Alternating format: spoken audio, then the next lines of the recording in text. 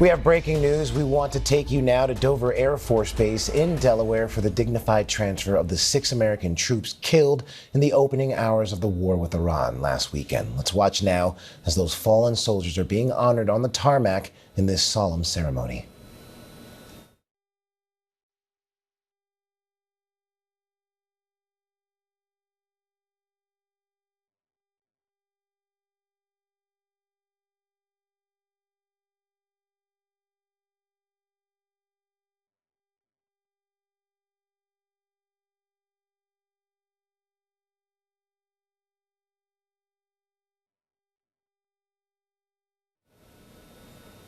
For more, let's bring in senior White House correspondent Selina Wang live in Doral, Florida. Selina, we know these soldiers were killed in a Kuwait attack this past week.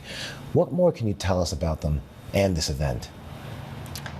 That's right, Ike. These are the 6 American soldiers who were killed in the opening hours of this war in Iran. They were killed when a drone attacked the facility where they were working in Kuwait. You saw the images of the president there honoring the fallen. He was standing next to First Lady Melania Trump as well as Vice President J.D. Vance. And now the president is also warning the American people that there could be more American casualties as a result of this war. The president speaking just moments ago. He is now on his way from Dover Air Force Base to return here to Doral, Florida, where the president will be spending the rest of the weekend.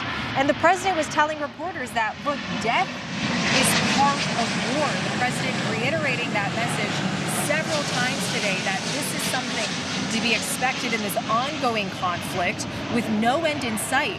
And we are learning a little bit more about the 6 fallen American service members. Among them is 20-year-old Sergeant Declan Cody, the youngest of the group. Also killed 39-year-old Sergeant First Class Nicola Moore, a mother of 2 just days away from returning to her family. And 42-year-old Sergeant First Class Noah Tegens, a father to a teenage son with just 3 months left in his tour. Captain Cody Cork's family says that the 35-year-old, quote, lived with purpose, loved deeply, and served honorably. The Pentagon also confirming the deaths of 45-year-old Major Jeffrey O'Brien of Iowa and 54-year-old Chief Warrant Officer Robert Marzin. The Pentagon also saying that at least 10 American service members have been severely wounded since the start of this war with Iran. Selina, where do things stand right now with that war in Iran? Well, it's currently expanding, and the president today issuing a warning saying that Iran will be hit very hard today. He is calling for unconditional surrender from Iran. The president also saying he wants to play a role in picking the next leader of the country, though it's unclear how that will work. The president also refusing to rule out boots on the ground. In fact, just moments ago on the plane, as he was returning from there in Dover Air Force Base, as you're seeing from the pictures there, that is taped pictures that you're looking at. So that happened moments ago. He is now on the plane to return to Doral, Florida, as I just mentioned. He was asked if he would send ground troops into Iran. He said there could be, for, quote, very good reason. And he said, quote, if we ever did that, they would be so decimated that they wouldn't be able to fight at the ground level.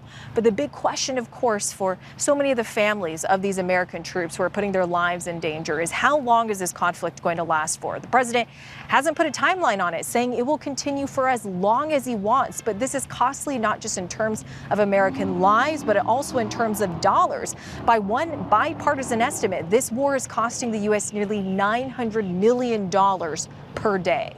All right, Selina Wang, thank you for that. Stay with us. More news is ahead.